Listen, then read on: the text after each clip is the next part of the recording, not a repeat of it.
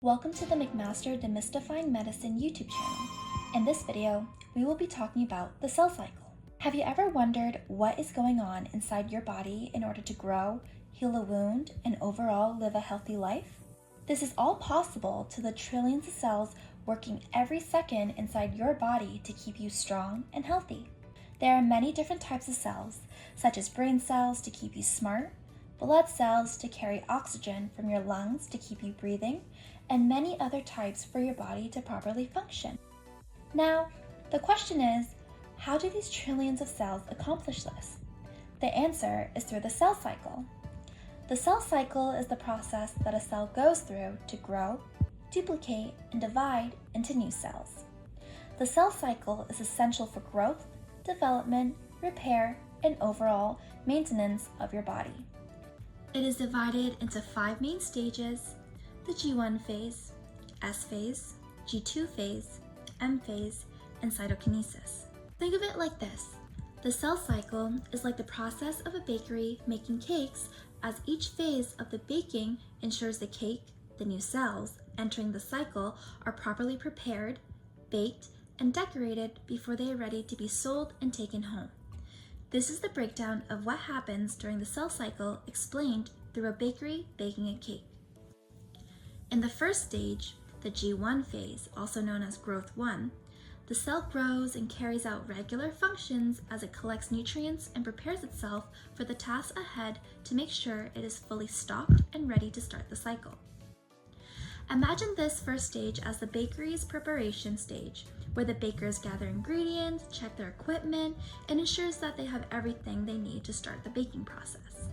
The S phase, synthesis, is the second stage where the cell duplicates their DNA, which is the genetic material that provides instructions for building and operating the cells. Each cell needs a full set of DNA, so the cells can create identical copies of itself to ensure each of the new cells will have its own set of DNA and a complete set of instructions to function on its own. This stage is similar to when the baker from the bakery must copy the recipe card to ensure there is a set of instructions for each new cake that they are making. Moving on to the G2 phase, also known as growth 2, this is the second growth phase where the cells check for any errors and make sure everything is prepared for cell division. This is the time when the baker does a final check of the recipe, preparing the baking trays and making sure that the bakery is ready for baking the cakes. Next, the cells are in the M phase, also known as mitosis, the division phase.